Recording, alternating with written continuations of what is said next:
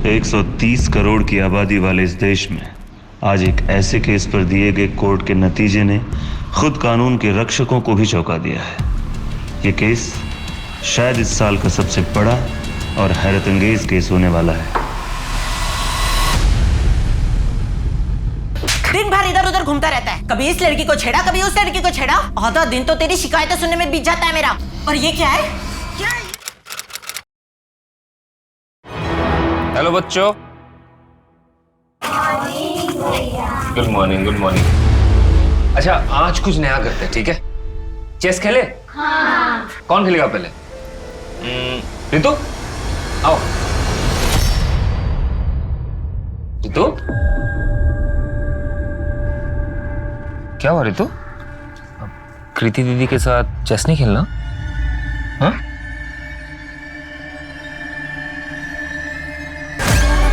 ये क्या हुआ? वो खाना बनाते टाइम। बचपन से बच्चों को सिखाया जाता है कि अनजान लोगों से बात न करें। ये जताया जाता है कि उन्हें अनजान लोगों से खतरा है। लेकिन आपको ये जानकर हैरानी होगी कि सेक्सुअल हरासमेंट के अधिकतर केसेस में जान पहचान के या घर के लोग दोषी निकलते हैं। तो अब किससे बच के रहना चाहिए, अनजान से या जान पहचान वाले से? नमस्कार, मैं दिव्यांका त्रिपाठी दहिया स्वागत करती हूँ आपका क्राइम पेट्रोल 70 के आज के खास एपिसोड में। रितु के हाथ में जो चोट लगी है ना कृति, मैं कह रहा हूँ उसका भाई उसके साथ घर पे जरूर मारपीट करता होगा। जब से उसकी मम्मी की मौत हुई है ना, वो क्लास में अजीब बिहेव करने लगी। काश मैं उसकी मदद कर सकता। मदद ही तो कर रहे हैं ना आप, अपना एनजीओ में उसे पढ़ा लिखा कर उसके पैरों पे खड़े होने में हेल्प ही तो कर रहे हैं। ऐसे नहीं, ऐसा कुछ जिससे मैं उसे उस नर्क से निकाल सकूं। कोई भी लड़की डोमेस्टिक वायलेंस डिजर्व नहीं करती, उसे इंडिपेंडेंट होना चाहिए। इंडिपेंडेंस से याद आया, गाड़ी चलाना सीख लो। मुझे गाड़ी चलाने भी आती है और मैं चलाती भी हूँ। वो बस ये नैरो लेन्स और भीड़ भाड़ वाली जगह में नहीं चलती मुझसे। भीड़ भाड़ में चलाओ, कॉन्फिडेंस बढ़ाओ अपना, ठीक है? बाकी मैं तो हुई। ठीक है।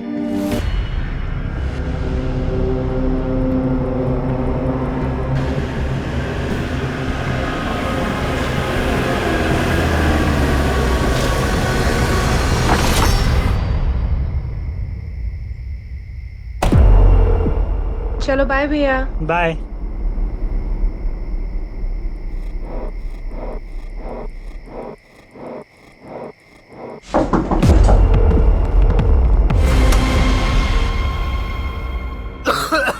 अरे मेरी सांस ही नहीं चल रही है। क्या घर में धुआं कर रखा है पूरा? ये धूप के धुएं से मेरी जान लेगी क्या? आप रोज रोज दारू पी के घर में आते हो, पूरे घर में गंद फैलाते हो, इसीलिए ये धूप जलाना पड़ता है मुझे।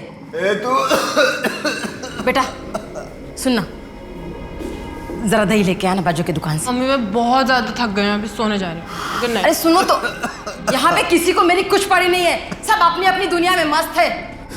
हे भगवान, ये अनुज जैसा एक अच्छा सा बेटा दे देता मुझे। जिंदगी का सबसे बड़ा झूठ है आई एम फाइन। हर कोई अपनी जिंदगी में मुसीबतों से जूझ रहा है। प्रॉब्लम बड़ी हो या छोटी, बात करना बहुत जरूरी है। हमारा मन है गुब्बारा और टेंशन है हवा। अगर हवा ज्यादा भर जाए तो गुब्बारा फट जाता है। वैसे ही अगर टेंशन ज्यादा बढ़ जाए तो सोचने की क्षमता खत्म हो जाती है और हमारा मन फट जाता है। दोस्तों, अगर कभी भी आप अपने आप को अकेला महसूस करते हैं तो मैं आपका दोस्त अनुज आपके साथ हूं। मुझे कांटेक्ट करने के लिए मेरे सोशल मीडिया हैंडल पे कांटेक्ट करें। लिंक और डिटेल्स नीचे हैं। आप मुझे ईमेल भी कर सकते हैं, उसका भी डिटेल्स नीचे। आज के लिए मैं आपका दोस्त अनुज आपसे विदा लेता हूं। Take care. ठीक है ना? हाँ बढ़िया। यार भूख लगी है, कुछ खा के आए? अच्छा लता, मैं चलता हूँ।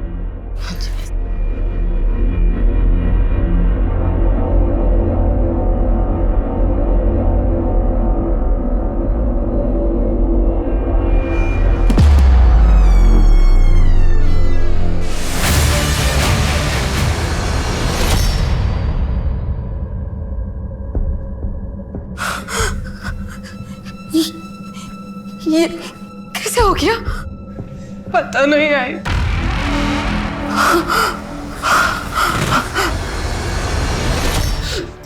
बाबा भी घर पे नहीं थे। मैंने भैया को कॉल करके बुला लिया। ये रहा सिलेंडर। देखिए ना, इसका पाइप फिट नहीं हो रहा मुझसे। चलो अभी कर देता हूँ। हाँ, आप कीजिए ना, मैं फ्रेश होके आती हूँ। ठीक है। और थोड़ी देर में मुझे सामान गिरने की आवाज आई।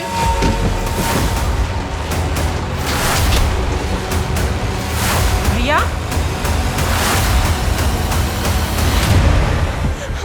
भैया,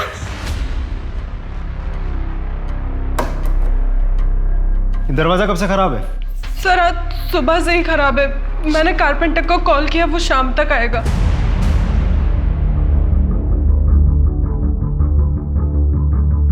ये चाकू इसी घर का है? नहीं सर, आप हॉस्पिटल अकेली गई थी? नहीं, जेठ जी मेरे साथ आए थे। आपको किसी पर कोई शक? नहीं। कौन कर सकता है ये? पता नहीं। क्या हो रहा है यहाँ पे? हाँ? जाओ। क्या हो रहा है यहाँ पे? एक मिनट रुकिए, आप कौन? सर, ये मेरे बाबा हैं। और ये कौन है? अनुज। हाँ? भाई साहब? भाई साहब?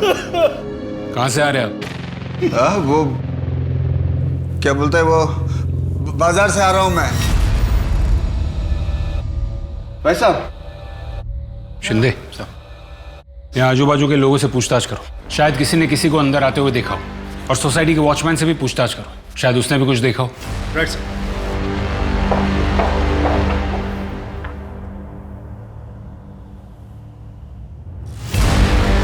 वॉचमैन, वॉचमैन, एक्सक्यूज मी, आपको पता है ये वॉचमैन कहाँ होगा? अरे ये राम सिंह पता नहीं कहाँ गया। इसका नंबर मिल सकता? हाँ जी, हाँ जी।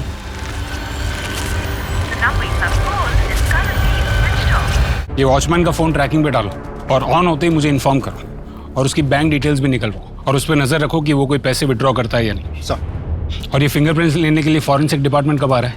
सर, टीम पहुँचती ही होगी। सर, अब तक हमने एक ही तरफ की कहानी सुनी है। क्या कीर्ति पे हम इतना भरोसा कर सकते हैं कि वो हमसे सच ही बोल रही है? शिंदे, फिलहाल तो कोई भी शक के दायरे से बाहर नहीं है, कीर्ति भी नहीं। कानून सिर्फ सबूत पर भरोसा करता है। एक काम करो, अनुज की कॉल डिटेल्स निकालो। सर, मेरा ब्रोकर का काम है।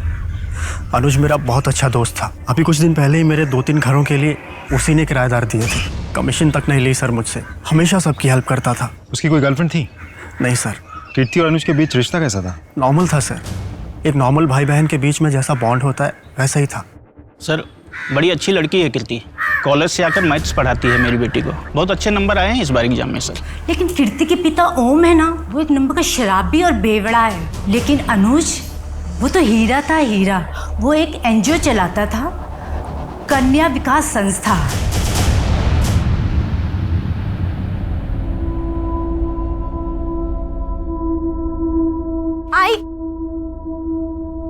आई दिशा, क्या हुआ बेटा, क्यों रो रही है ऐसे? आई, मुझे आपके साथ आना है। कल से तेरे एग्जाम है ना, 3 दिन की तो बात है। जैसे तेरे मामा की शादी होगी ना, मैं नागपुर से वापस मुंबई आ जाऊंगी। नहीं आई, मुझे भी आना है आपके साथ। मुझे अकेले नहीं रहना। अरे बाबा अकेले कहाँ है, बाबा है ना यहाँ तेरे साथ।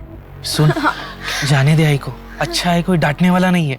हम लोग बहुत मस्ती करेंगे, खेलेंगे, आइसक्रीम खाएंगे, है ना? और मैं जल्दी आ जाऊंगी, 3 दिन की बात है, ठीक है? आप ध्यान रखो है इसका।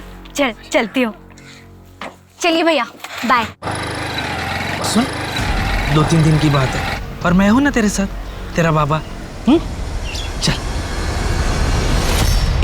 सर, फॉरेंसिक रिपोर्ट में मेन डोर पे जो फिंगरप्रिंट्स मिले हैं, घर वालों में से किसी की भी नहीं होगी। इसका मतलब कीर्ति सच कह रही थी। भैया जब किचन में थे तो मैं नहाने के लिए चली गई और थोड़ी देर में मुझे सामान गिरने की आवाज आई। घर में जरूर कोई घुसा था। और सर, पोस्टमार्टम रिपोर्ट के हिसाब से चाकू से अनुज पर 12 वार किए गए हैं। 12 वार? सर, उन्हीं जो कोई भी है वो अनुज से बहुत गुस्सा था। एक और बात सर, ये वॉचमैन राम सिंह की बैंक अकाउंट डिटेल्स चेक किए मैंने। कुछ ही घंटों पहले उसने 75,000 रुपए कैश विड्रॉ किए हैं एटीएम से। 75,000 कैश? सर, इतने रुपयों की उसे क्या जरूरत आ पड़ी? सोसाइटी में बात करो और इसके बारे में पता करो। सर,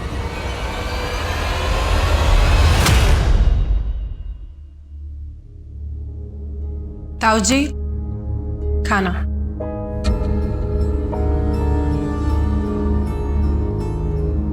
ताऊजी आप हमारे साथ क्यों नहीं शिफ्ट हो जाते? कब तक ऐसे अकेले रहेंगे? मैं यहाँ ठीक हूँ बेटा। अच्छा खाना खा लीजिए ना, ठंडा हो जाएगा। खा लूंगा।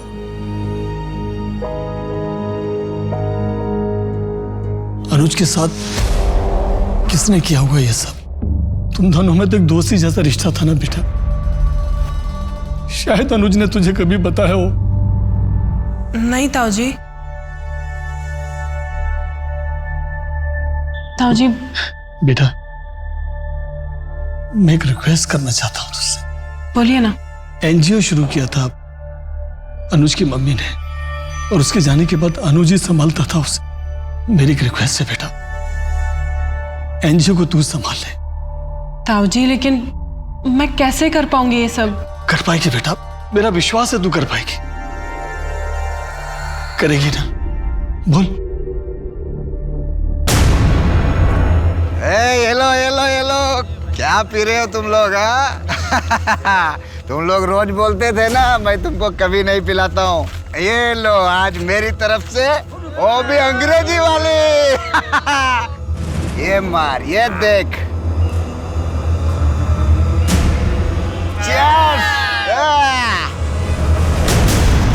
इन बच्चों को बचाने के चक्कर में कभी किसी के साथ कोई झगड़ा या फिर अनुज का कोई दुश्मन? नहीं सर, अनुज सर का ऐसा कोई दुश्मन नहीं था। कहीं ऐसा तो नहीं कि हाल फिलहाल में कोई फ़ोन कॉल, कोई धमकी या इससे पहले कुछ हुआ हो ऐसा कुछ? Thank you so much. भैया इसमें ना हम सब ने आपके लिए कुछ लिखा है।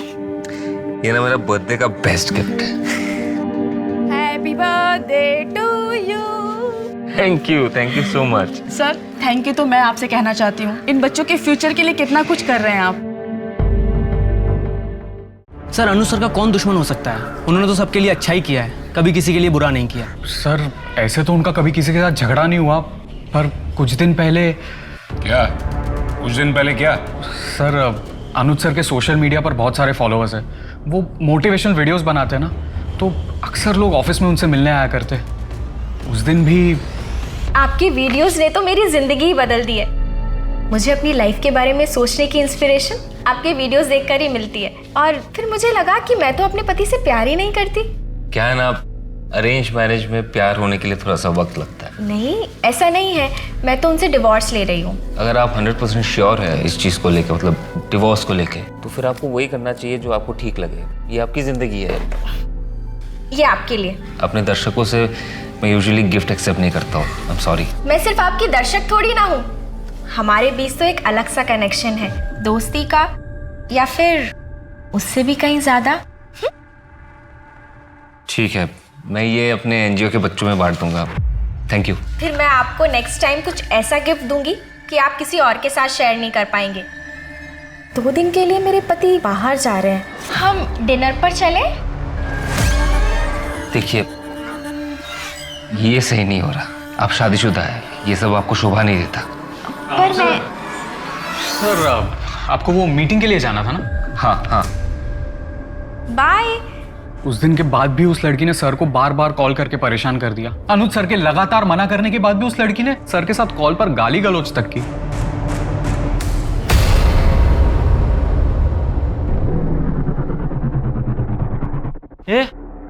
ये कपड़े इतने गंदे कैसे हो गए? वो गाड़ी गई थी पास से, पूरा कीचड़ उछालते हुए चली गई। बदल ले कपड़े। हाँ। कहाँ जा रही है? कपड़े बदलने कमरे में। अरे तो मेरे सामने बदलना कपड़े, मुझसे कैसे शर्म? रुक, मैं कपड़े देता हूँ मैं तुझे।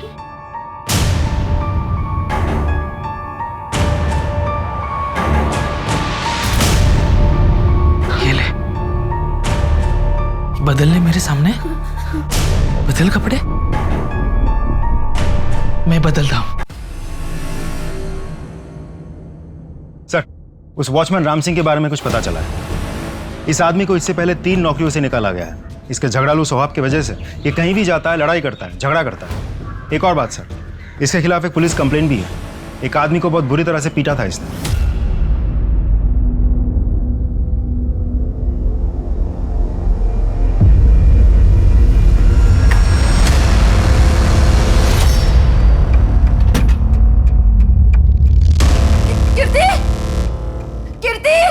कीर्ति जल्दी आ। कीर्ति, ये देख, ये देख, ये देख, ये देख ना, सब खाली है। पैसे नहीं, गहने नहीं, कुछ भी नहीं। ग्लास कब देखे थे गहने? सर कुछ 4-5 दिन पहले। आई लॉकर ज्यादा खोलती नहीं है। उन गहनों की कोई फोटोज? हाँ।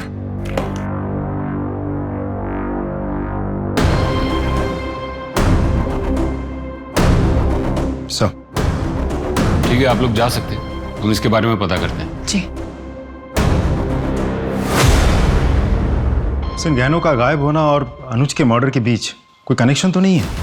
हो सकता है शिंदे, एक काम करो, ये फोटोज आसपास की दुकानों में सर्कुलेट करो और उनसे कहो कि ये गहने अगर कोई बेचने आया है या आता है तो हमें तुरंत इन्फॉर्म करें। Right sir. मैं आपको बता नहीं सकता हूँ मुझे कितनी खुशी हो रही है आपको एनजीओ ज्वाइन करते हुए देखकर। मनु एक बात बताओगे? ये डोमेस्टिक वायलेंस और अब्यूज से रेस्क्यू किए गए बच्चों को कहाँ लेकर जाया जाता है? उन्हें तो हम लड़कियों के शेल्टर होम्स में ही रखते हैं और वो हमारे एनजीओ के ही अंडर आते हैं।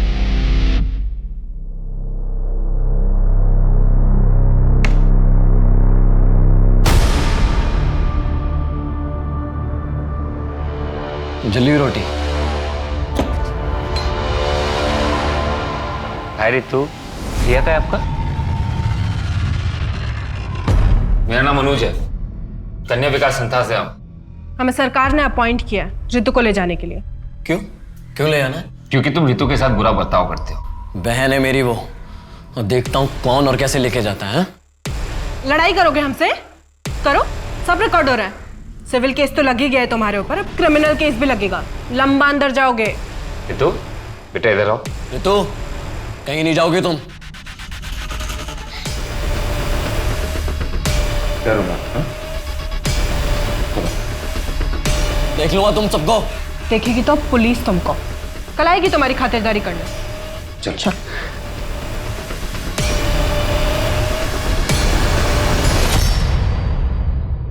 और ये शेल्टर होम्स कहाँ पर है? एक तो कोथरूड में है, दूसरा दापोली में।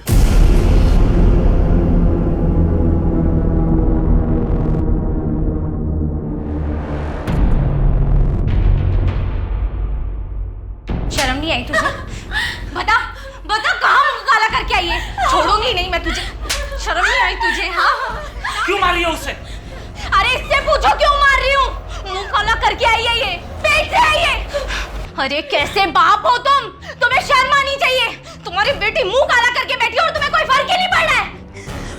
मैं देखता हूँ, मैं संभालूंगा। गुस्सा करके कोई मतलब नहीं है, बस।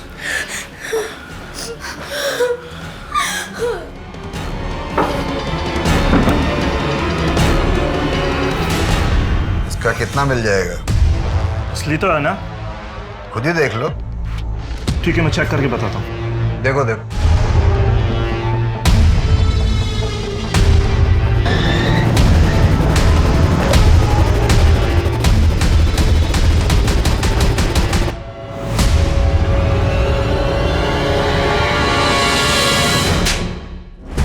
कई घर में चोरी क्यों की तूने? साहब जरूरत थी पैसों की।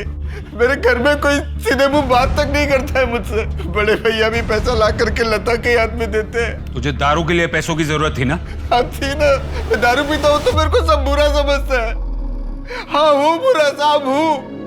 कम से कम अनुज के जैसा दिखावा तो नहीं करता अच्छा होने का।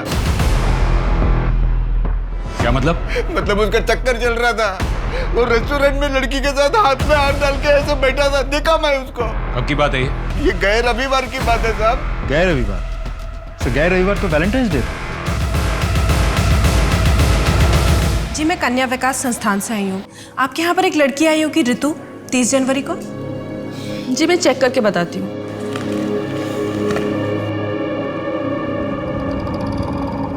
नहीं, ऋतु नाम की तो कोई लड़की नहीं आई है। शायद कोटहुड वाले शेल्टर होम ले गए हूँ। नहीं, वहाँ तो मैं पहले ही देख कर आई हूँ। वहाँ तो नहीं है। कहाँ गई होगी? 14 फरवरी का सीसीटीवी फुटेज दिखाओ। जी सर।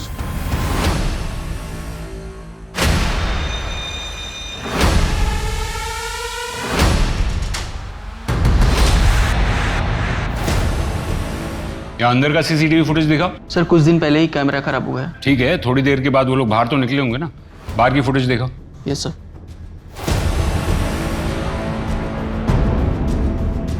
रुको रुको रुको। तो ये फुटेज क्लियर नहीं है, जिसकी वजह से गाड़ी का नंबर नहीं दिख रहा।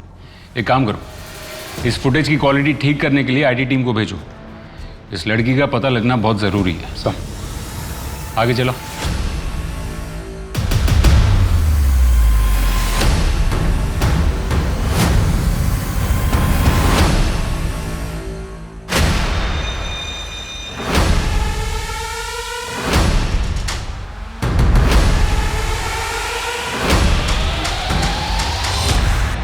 ये कौन है? सर ये तो दिनेश है, पास में ही रहता है सर। देखो, प्यार से पूछ रहे हैं तो बता दो, क्या हुआ था तुम्हारे और अनुज के बीच?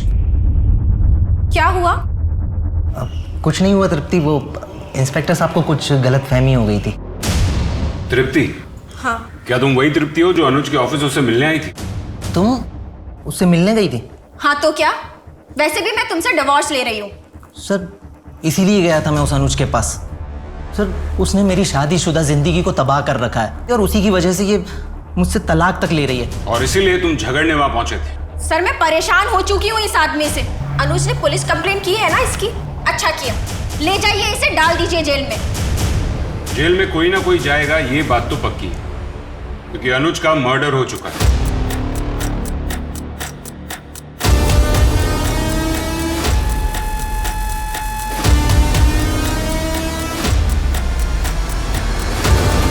बहन कहाँ है मेरी? मुझे पता लग गया कि तुम्हें किसी सरकार ने नहीं भेजा था। छोड़ो मुझे। बहन कहाँ है मेरी? बचाओ, बचाओ मुझे। क्या हुआ? क्यों छेड़ रहे हो उसको? ये अपना काम करना। ये आदमी पता नहीं कौन है, मेरा रेप करने की कोशिश कर रहा है। सर उस स्कूटी का पता चल गया है, वो किसी श्रुति सिंह के नाम पर रजिस्टर्ड है, एड्रेस भी मिल गया है। गुड, चलो। सर ये चोट कैसे लगी? वो मैं गिर गई थी। आप और अनुज कब से एक साथ थे? यही कुछ साल भर से। साल भर से? कमाल है। अनुज ने कभी आपके बारे में उसके दोस्तों से या फैमिली मेंबर से बात नहीं की? एक्चुअली अनुज ये चाहता था कि पहले उसके पापा राजी हो जाएं, फिर वो सबको बताएगा। आप दोनों मिले कैसे थे? हम कॉलेज में मुंबई में एक साथ थे, उसके बाद मैं पूना आई जॉब के लिए और फिर हमने वहाँ मिलना स्टार्ट किया। आओ आओ आओ, ये देखो, ये रहा तुम्हारा नया घर। कैसा लगा? घर तो बहुत अच्छा है। थैंक यू सो मच यार। थैंक यू बोलने की कोई जरूरत नहीं है। एक्चुअली क्या है ना, मेरा दोस्त ब्रोकर है। अच्छा, तुम्हारी कोई गर्लफ्रेंड है? एक्चुअली मैं शादीशुदा हूँ, मेरा एक बेटा भी है। ओके।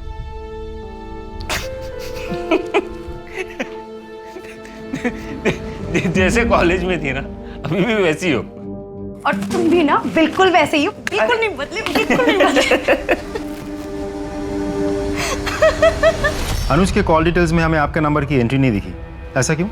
एक्चुअली हम कॉल पे ज़्यादा बात नहीं करते थे, ऑनलाइन चैटिंग पे बात करते थे। वैसे गिर कैसे गई थी आप? वो मैं जॉगिंग करते वक्त। सर बहुत ही अजीब रिश्ता था दोनों के बीच, फ़ोन पे एक दूसरे के साथ बात नहीं करते थे। 1 साल से एक साथ है, किसी को भनक तक नहीं लगी इस बात की। हाँ, अजीब तो है। सर वॉचमैन राम सिंह ने छपरा के एक एटीएम से पैसे विथड्रॉ किए। छपरा में ही उसका परमानेंट एड्रेस भी है। बिहार पुलिस से कांटेक्ट करो और उनसे कहो कि उस लोकेशन पे रेड कर। Right sir.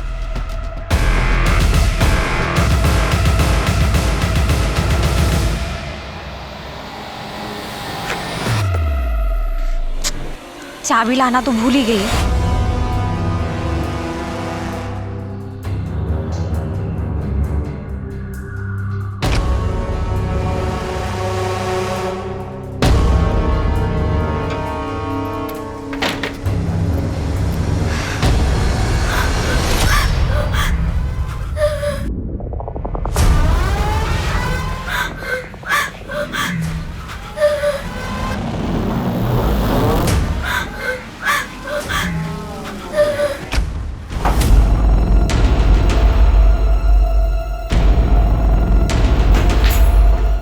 ये क्या कर रहे थे तुम?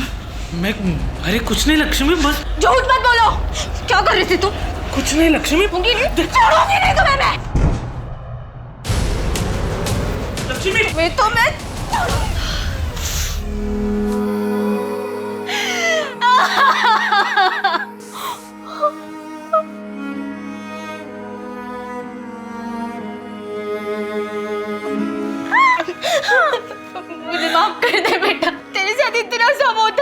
मैं कुछ नहीं आई, आपकी कोई गलती नहीं।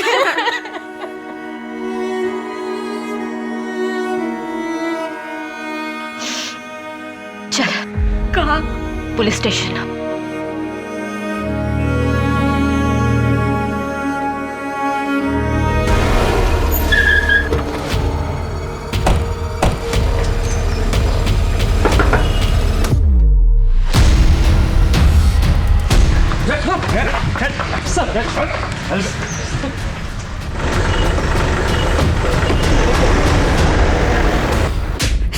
सच बोल, सच बोल। साहब, हमने अनुज बाबा को नहीं मारा था, वो अच्छे आदमी थे, उनको मारकर भला हमको काम मिलेगा साहब।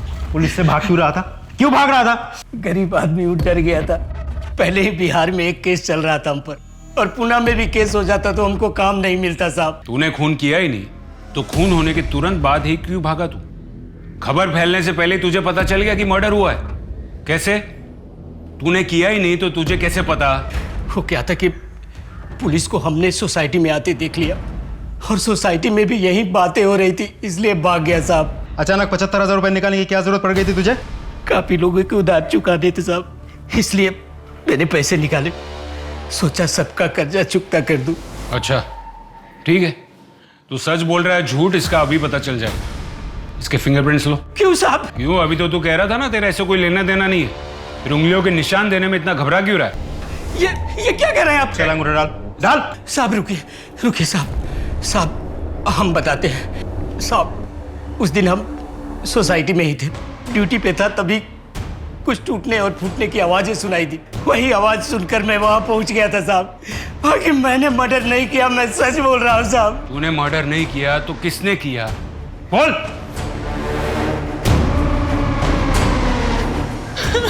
क्या हुआ मैडम? ये कैसे हुआ? इसलिए साहब हमने एटीएम से 75,000 रुपया निकाले और अपने गांव भाग गए, क्योंकि पहले से ही हमारा नाम पुलिस रिकॉर्ड्स में था, और फिर से किसी केस में हमारा नाम ना आ जाए, इसलिए मैं यहाँ से भाग गया। सर मैंने नहीं मारा है अनुज भैया को, मैं तो बस चाकू बाहर निकाल रही थी। तो फिर तो चाकू पर तुम्हारे फिंगरप्रिंट्स होने चाहिए थे, वो क्यों नहीं मिले? और जब तुम्हारी माँ घर पर आई उसने तुम्हारे हाथ में चाकू नहीं देखा था। डर के मारे तुमने कपड़े से साफ करके फिंगरप्रिंट्स मिटा दिए। क्यों? जब मारा ही नहीं तो सबूत क्यों मिटाए? सर आप ऐसे ही हवा में इल्जाम लगा रहे हैं, कोई सबूत है आपके पास? एक नई बात सामने आई। सर ये आदमी एनजीओ में घुसा है और वहां पर हंगामा कर रहा था। तो क्यों ना करो हंगामा? तुम्हारा अनुज मेरी बहन को लेके गया था, कहाँ है वो? सर ये बात इससे 10 बार कह चुका हूँ। सर इसकी बहन का नाम हमारे रिकॉर्ड्स में नहीं है, और अगर वो सर हमारे एनजीओ आई भी होती तो हम उसे शेल्टर होम भेजते। पुणे में 2 शेल्टर होम है और मैंने दोनों जगह बात की है। इसकी बहन ऋतु का नाम वहाँ भी नहीं है। सर ये बिल्कुल झूठ बोल रहा है। कौन कौन आया था तुम्हारी बहन को लेने? सर अनुज था और साथ में एक सरकारी कस्टोडियन लड़की थी। किस दिन की बात है ये? 30 तारीख को 3 बजे के आसपास। शिंदे सर, अनुज की कॉल डिटेल्स एक बार फिर से चेक करो, खास करके 30 तारीख की डिटेल्स चेक करो। अनुज की कॉल डिटेल से हमें पता चलता है कि 30 तारीख को दोपहर 3:30 बजे के आसपास तुम्हारी उसके साथ बात हुई थी। क्या बात हुई थी? काफी पुरानी बात है सर, मुझे ठीक से याद नहीं है। हम याद दिलाते हैं। किसी लड़की के बारे में बात हुई थी तुम्हारी? लड़की? हाँ सर, याद आया। मेरे पास काफी खाली घरों की चाबियां पड़ी रहती हैं। उस दिन अनुज ने भी मुझसे एक घर की चाबी ली थी। हाँ हेलो पंकज, ये अंबिका नगर वाले घर की चाबी मिलेगी क्या? क्यों, पार्टी करनी क्या तुझे वहाँ पे? अरे नहीं यार, कोई पार्टी वार्टी नहीं करना है, बस तू चाबी दे दे मुझे। अच्छा बच्चू, लड़की का चक्कर है। चल वही सही, दे दे चाबी अब। लेकिन 1 घंटे में चाबी वापस कर दी थी सर उसने मुझे। 1 घंटा काफी होता है उस चाबी की कॉपी बनाने के लिए। कहाँ है वो घर?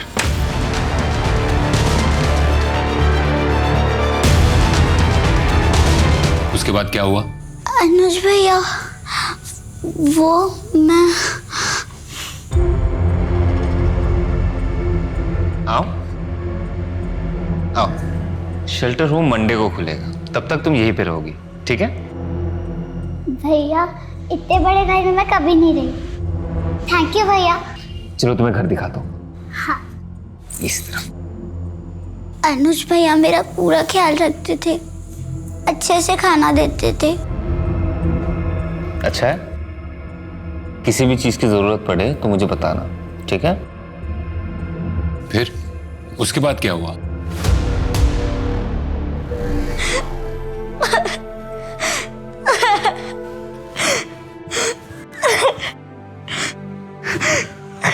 हमने अभी अभी रितु को एक खाली घर से रेस्क्यू किया है। तुम तो जानती हो ना रितु को। रितु ने हमें बताया कि अनुज ने उसे फिजिकली मोलेस्ट किया था।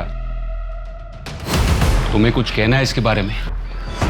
क्या तुम इन सब में डायरेक्टली या इनडायरेक्टली इन्वॉल्व थी? तुम भी तो थी ना रितु को उसके भाई के घर से बाहर निकालने में। बताओ कीर्ति, तुमने अनुज का खून क्यों किया? सर आप अभी भी हवा में इल्जाम लगा रहे हैं। मैं आपको पहले भी बोल चुकी हूँ, मैंने अनुज भैया को नहीं मारा है। बाकी अगर कोई सबूत है आपके पास तो दिखाइए। सबूत नहीं है, आई विटनेस है जिसने तुम्हें मर्डर वेपन हाथ में पकड़े हुए देखा था और फिर तुमने उस वेपन पर से अपने फिंगरप्रिंट्स मिटा दिए। इसलिए सबूत न होने के कारण तुम पर मर्डर तो नहीं लेकिन मर्डर वेपन के साथ छेड़छाड़ करने का केस तो बनता है। और जब तक ये केस कोर्ट में नहीं जाता तुमको यहीं रहना होगा।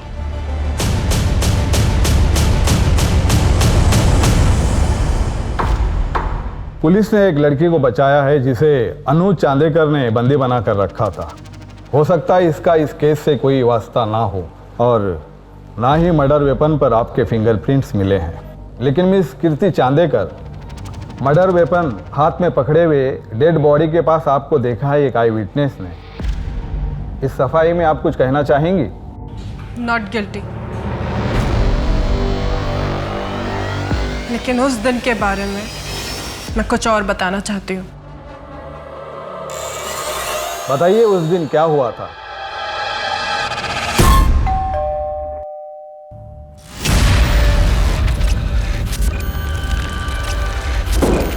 काकी का है? वो उनका डायलिसिस का दिन है ना आज, तो ताऊ जी के साथ ही गई है। ये रहा सिलेंडर, देखिए। पता नहीं इसका पाइप फिट ही नहीं हो रहा है। मुझसे बहुत ट्राई किया मैंने, तो आपको फोन। भैया भैया ये क्या कर रहे, क्या क्या कर रहे हैं आप? ये भैया नहीं, छोड़ो मुझे, छोड़ो मुझे, छोड़ो मुझे।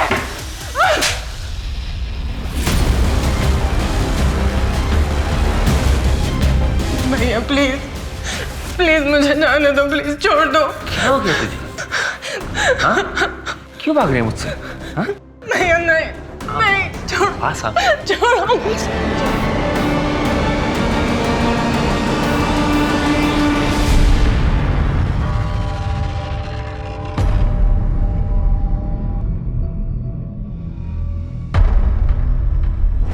कमाल है, हम उसे पूछते रहे तब वो यही कहती रही कि उसने अनुज का खून नहीं किया। अब यहाँ कोर्ट में उसने सब कबूल कर लिया। पता नहीं कीर्ति ऐसा क्यों बोल रही है। मेरा बेटा अनुज कभी भी ऐसा नहीं कर सकता। सिर्फ कीर्ति नहीं, अनुज भी कितना शरीफ है इस बात को साबित करने के लिए एक और सबूत है हमारे पास। मतलब? एक लड़की की ऐसी हालत है कि वो हॉस्पिटल में, तो दूसरी बदनामी के डर से इतनी सहम गई है कि अब भी अनुज के मरने के बाद भी वो लोगों से यही कहती है कि वो अनुज की गर्लफ्रेंड थी। जबकि हकीकत यह है कि वो भी कीर्ति की ही तरह अनुज की दरिंदगी का शिकार थी। नहीं नहीं, ये क्या बात करें इंस्पेक्टर साहब आप। अनुज बहुत अच्छा लड़का था, कीर्ति का इतना ख्याल करता था। कीर्ति का क्या, हम सबका ख्याल रखता था। अनुज तो अनजाने लोगों की भी मदद किया करता था। कीर्ति झूठ बोल रही है। कमाल है, आप कीर्ति की माँ है, वो कह रही है कि उसके ऊपर रेप अटेम्प्ट हुआ है और आपको उसकी बात पर यकीन नहीं। क्यों? क्योंकि हमें कीर्ति से ज्यादा अनुज पे विश्वास था। कीर्ति की झूठ बोलने की आदत से हम परेशान हो चुके थे। कॉलेज जाने वाली छोटी छोटी बातों को लेके भी वो झूठ बोला करती थी हमसे। देखिए, बच्चे तो ऐसी बातों में अक्सर झूठ बोल ही देते हैं। इसका मतलब ये नहीं कि वो अब भी झूठ बोल रही हो। लेकिन ये एक बार नहीं, कई बार हो चुका है इंस्पेक्टर साहब। एक बार हमारे घर में एक मजदूर आया था, उससे लोगों से उसने ये कहकर पिटवाया कि वो उसे घूर रहा है। आप ही बताइए, कीर्ति की बातों पे विश्वास कैसे करें? लगभग 1 महीने से ज्यादा ये केस कोर्ट में अटका रहा। जब बात रेप की होती है, मॉलेस्टेशन की होती है, तो समाज की सोच ही उलट जाती है। जहां किसी और केस में गुनहगार से सवाल किए जाते हैं, वहीं जब बात हो रेप की तो उस पीड़ित औरत से सवाल किए जाने लगते हैं। उल्टा उस लड़की पर ही दोष लगने लगते हैं कि उसने कुछ किया होगा, उसने उकसाया होगा, गलत कपड़े पहने होंगे, गलत टाइम पर घर से निकली होगी, वगैरह वगैरह। इसी के चलते भारतीय न्याय प्रणाली में औरतों के खिलाफ हो रहे रेप्स, बढ़ते हुए अपराधों को लेकर ठोस कानून बनाए गए हैं। लेकिन कई बार लोग इन्हीं कानूनों का गलत इस्तेमाल करते हैं, जिससे सही और गलत में अंतर करना मुश्किल हो जाता है। लेकिन यहाँ सवाल ये उठता है कि क्या कीर्ति वैसी थी जो झूठ का सहारा लेकर अनुज को बदनाम कर रही थी? आप ये कह रही हैं कि अनूप चांदेकर काफी सालों से आप पर रेप करते आए हैं? जी सर। सर मैं 13 साल की थी, तब से वो ये सब करते आए मेरे साथ। मेरा 13th बर्थडे था, तब उन्होंने सबसे पहले।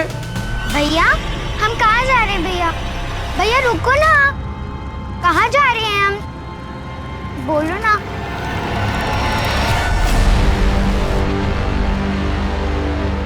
थैंक यू भैया। बहुत डर गई थी मैं उस दिन। अगले 4 साल तक वो बार बार मेरा रेप करते रहे।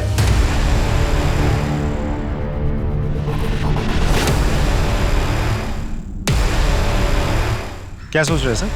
अब तो केस भी सॉल्व हो गया। शिंदे, अभी भी ऐसा लग रहा है जैसे केस की कुछ कड़ियां अब भी जुड़नी बाकी है। मैंने बहुत कोशिश की कि मम्मी को सब कुछ बता दूं।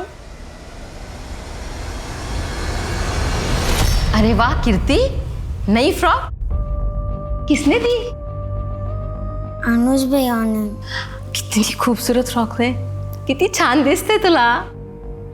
लेकिन इतनी गंदी कैसे हो गई है? वो अनुज भैया ने कहा सामने पहनने के लिए। ठीक है, एक गंदी हो गई ना फ्रॉक, जाके बदली कर दे। हाँ?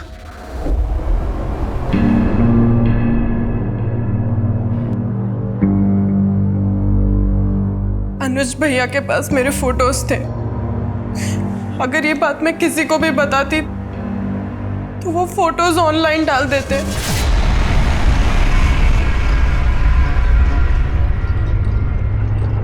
पुलिस के पास कोई सबूत है जिससे ये प्रूव हो सके कि ये एक्ट ऑफ सेल्फ डिफेंस नहीं, प्लान्ड मर्डर था?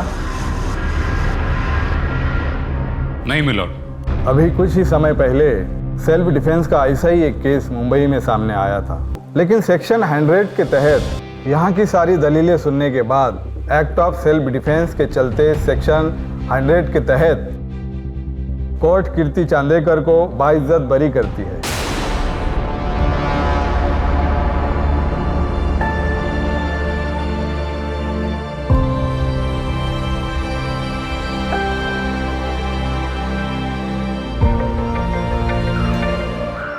क्या सोच रहे हैं सर? अब तो केस भी सॉल्व हो गया। शिंदे, केस खत्म होने में और केस सॉल्व होने में फर्क है। केस खत्म हो गया और कोर्ट ने फैसला भी सुना दिया है, मगर अभी भी ऐसा लग रहा है जैसे केस की कुछ कड़ियां अब भी जुड़नी बाकी है। कीर्ति ने अनुज को घर बुलाया जब ये हादसा हुआ। जब घर में कोई नहीं था उस वक्त गैस खत्म हो गई और वो चाकू भी वहीं टेबल पर पड़ा था। एक ऐसा चाकू जिसके बारे में घर वालों में से किसी को भी नहीं पता। घर वालों में से किसी ने वो चाकू नहीं खरीदा था, इसका मतलब कीर्ति ने वो चाकू खरीदा होगा। आसपास की दुकानों में पता करो।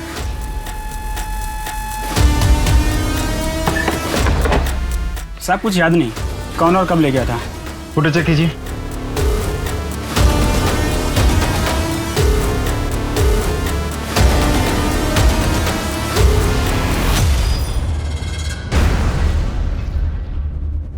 कोर्ट ने तुम्हें सेल्फ डिफेंस के केस में बरी कर दिया, लेकिन तुमने चाकू मर्डर से 2 दिन पहले ही खरीद लिया। क्यों?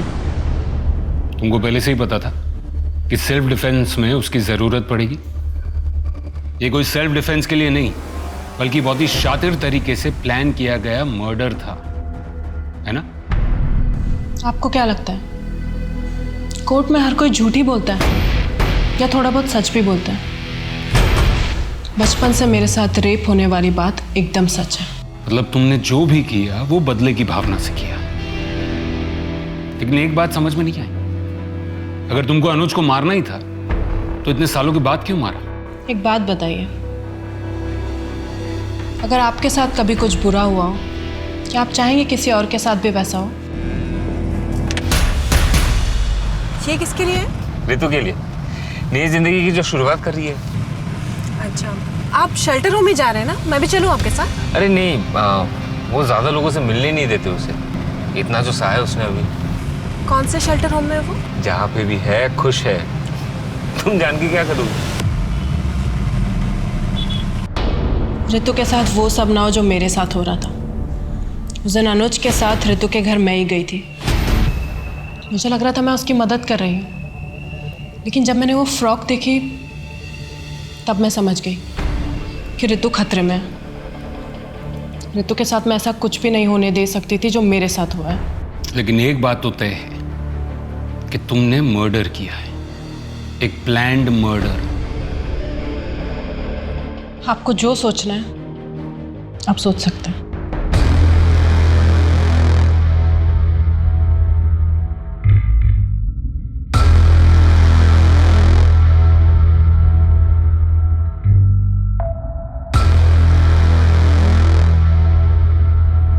कानून जज्बातों पे नहीं चलता, लेकिन पुलिस वाले इंसान ही तो हैं। सही और गलत में वो फर्क साफ देख सकते हैं। कीर्ति ने खून किया, लेकिन उसके पीछे उसका इंटेंशन किसी की जान बचाने का था, सेल्फ डिफेंस नहीं, लेकिन डिफेंस तो था। अनुज जैसे दरिंदे अपने नापाक इरादे को पूरा करने के लिए हमेशा मौके की तलाश में रहते हैं, लेकिन हमें उनसे सतर्क रहना चाहिए। कानून के दायरे में रहते हुए हमें सही कदम उठाना चाहिए। अपने हो या पराये, आप सबसे सुरक्षित रहिए, अपना ख्याल रखिए। इसी के साथ मैं दिव्यांका त्रिपाठी दहिया लेती हूँ आपसे विदा। फिर मिलूंगी अगले केस के साथ। आप देखते रहिए क्राइम पेट्रोल सतर्क। जय हिंद। क्राइम पेट्रोल के और भी दिलचस्प कहानी देखने के लिए हमारे चैनल को सब्सक्राइब करें और बेल आइकॉन दबाना न भूलें।